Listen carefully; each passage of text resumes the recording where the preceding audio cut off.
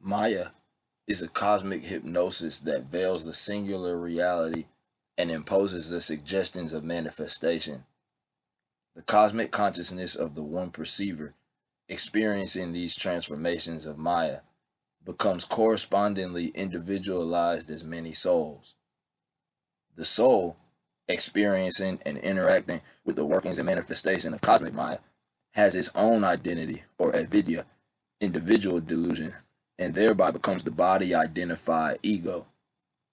Like its essence, spirit, the soul is ever pure and unchanged. But when expressing outwardly, it is subjective or subject to the laws or principles of manifestation. Attuned to divine intelligence of the indwelling soul, the resultant being is pure, noble, and wise. But the more the consciousness yields to the tangled inner workings of nature operating through the sensory mind, the more limited and diluted the ego becomes.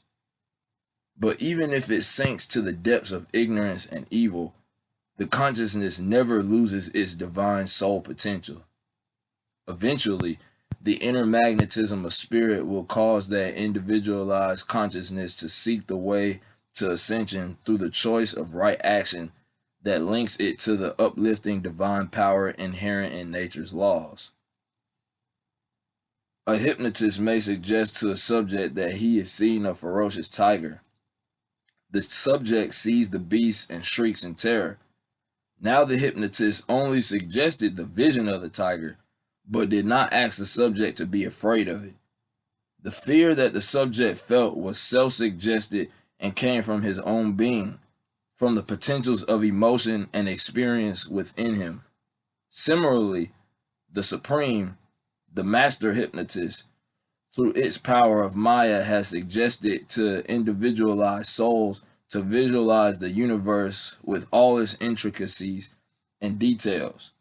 The perception of individualized consciousness, being personalized by avidya or individual delusion, become elaborated by feeling.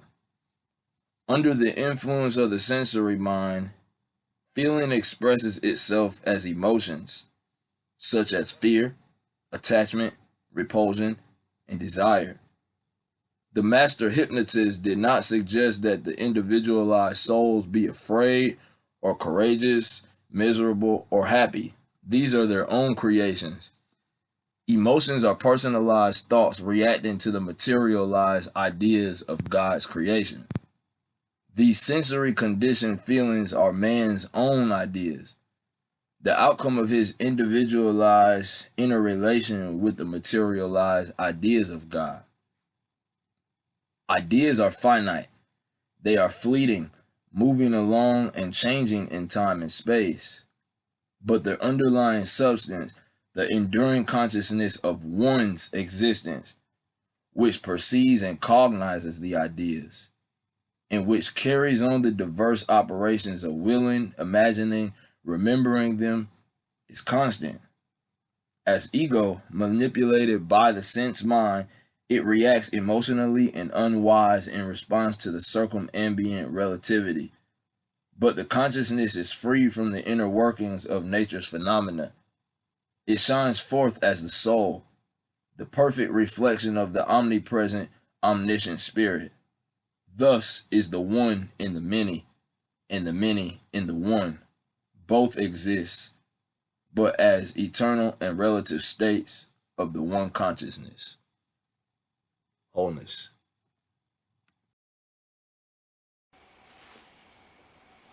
Spirit light body, wholeness.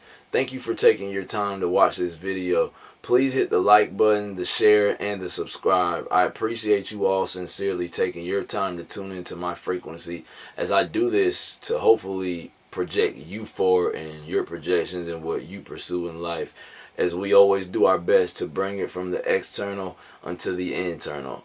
Giving thanks, wholeness.